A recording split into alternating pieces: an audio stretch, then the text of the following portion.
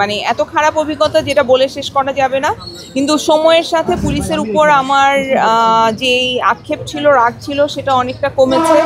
নিজে অনেক ম্যাচিওর হয়েছি, বুঝেছি, তাদের সিচুয়েশনও বোঝার চেষ্টা করেছি এবং পরবর্তীতে সেই সিচুয়েশন উল্টেও গিয়েছিল, তখন আবার অনেক ভালো ব্যবহার করেছে।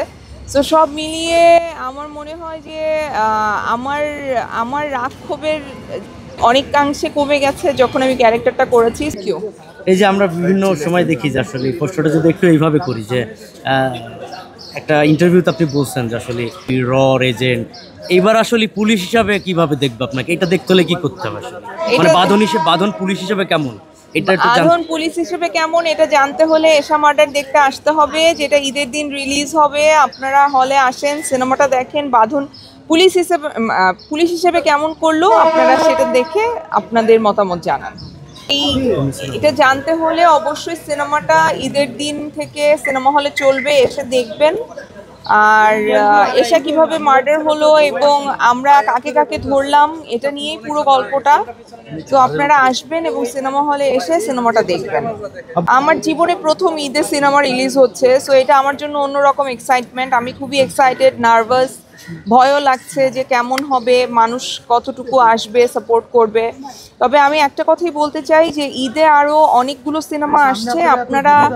আপনারা সবাই আসেন সিনেমা হলে, এসে বাকি সিনেমাগুলোও দেখেন, সাথে এশা মার্ডারও দেখেন। Thank you. পুলিশ হিসেবে কাজ করতে গিয়ে কি পুলিশদের পরে কোনো নেতিবাচক ইতিবাচক ধারণা আপনার হয়েছে কিনা?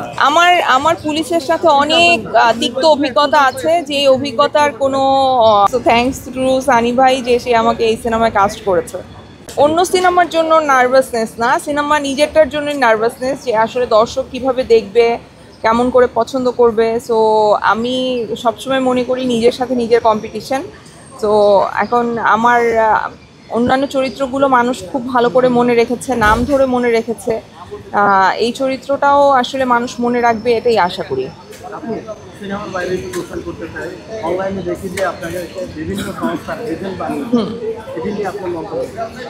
আমি আমার মন্তব্য জানিয়েছি। আমার মনে হয় যে আমার যা বলার ছিল আমি বলেছি। আজকে আমরা এশা মার্ডারের প্রচারণায় এসেছি, সো আমরা এশা মার্ডারই থাকি। প্রিয় দর্শক, এবার ঈদে আমার অভিনীত একটি সিনেমা এশা মার্ডার বড় পর্দায় আসছে।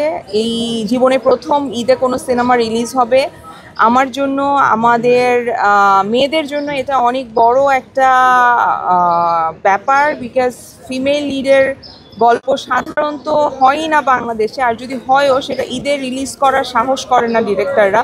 সো এই সাহসটা সানি সারোয়ার ভাই করেছে। আমি আশা করব আপনারা হলে এসে সিনেমাটা দেখে সানি সারোয়ার ভাইকে এবং আমাদের সবাইকে টিমের সাপোর্ট করবেন। Thank you.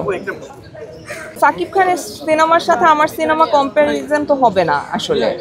সাকিব খান, তো তার জায়গায় তিনি আছেন, তার সিনেমার আলাদা দর্শক আছে, তার একটা ফ্যান বেজ আছে, যেটা আসলে সে তার নিজের যোগ্যতায় অর্জন করেছে।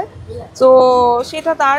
আর আমাদের সিনেমাটা আমাদের মতো, আমার যে ফ্যান বেজ আছে তারা আসবে, তারা দেখবে। যারা পছন্দ করেন আমাকে তারা আসবে, যারা অপছন্দ করে তারাও আসবে।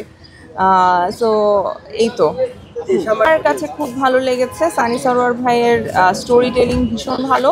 আপনারা হলে আসেন, সিনেমাটা দেখেন। ভালো থাকবেন সবাই। Thank you. এটাও আসলে এশা রিলেটেড কোনো প্রশ্ন না। আমি এ ধরনের প্রশ্নের উত্তর দেওয়ার জন্য আলাদা জায়গা, আলাদা ইন্টারভিউ আপনাদের দিব। Thank you. হ্যাঁ, ভালো থাকবেন। হ্যাঁ।